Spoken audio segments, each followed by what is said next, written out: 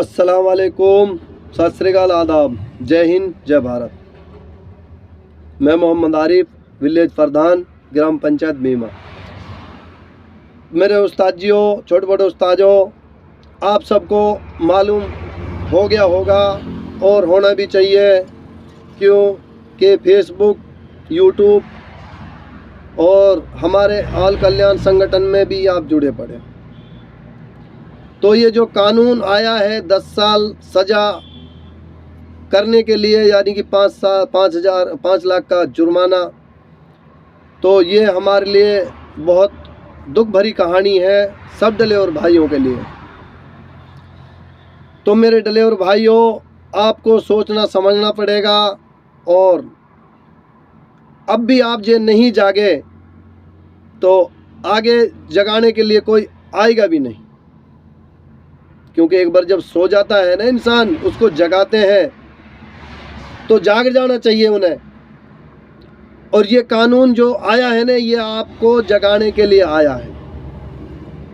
मेरे भाइयों, जैसे हमने लाइसेंस, शुरुआत में हमने गाड़ी सीखना स्टार्टिंग करा, कंडक्टरी करा, फिर ड्राइवर बन गए।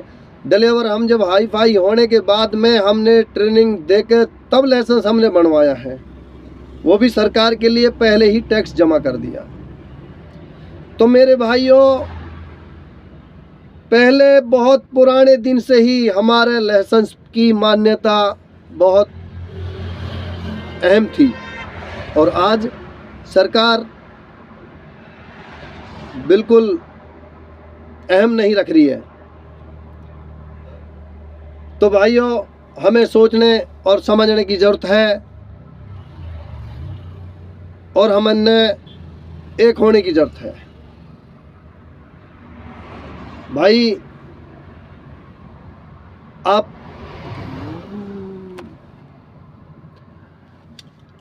18 साल से बाद में लाइसेंस बनवाते हैं, और लाइसेंस जब बन जाता है तो हम ऑटोमेटिक ही समझदार हो जाते हैं। तो हम सब भाई बिल्कुल समझदार हैं, ऐसे अनसमझ ना हैं, और इस कानून को हल्के में ना लें, इसको सरकार से रद्द करवाने में रहे हैं। इकट्ठा होके हमने सबने रद्द करवाना है। तो भाई, मेरे एक दिमाग में बात आई, कर ले कितनी भी कोशिशें,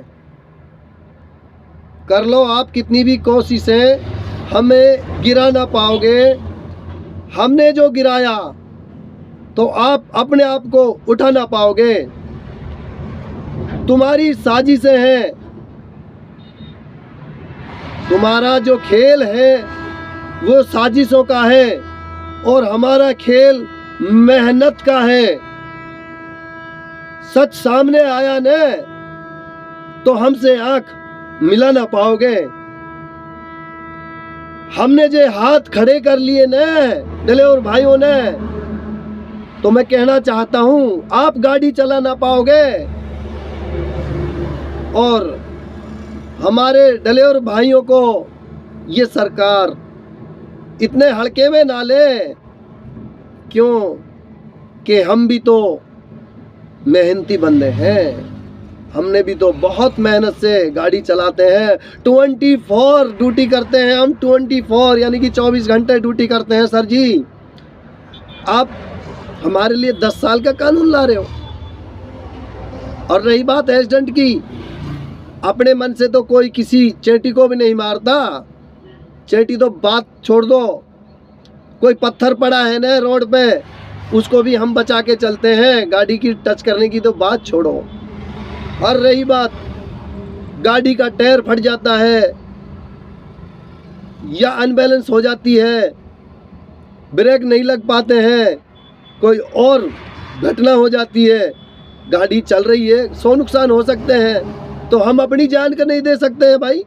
बहुत से ड्राइवर भाई मर जाते हैं भाई। गाड़ी जब अनबैलेंस हो जाती है, टायर फट जाता है, तो क्या करे बेचारा ड्राइवर भाई, वो अपनी जान को गंवा देता है। तो सरकार ने दिया है उस पर ध्यान? नहीं दिया। हमारे ड्राइवर भाई को बिल्कुल बहुत निंदा करता हूँ इस कानून का।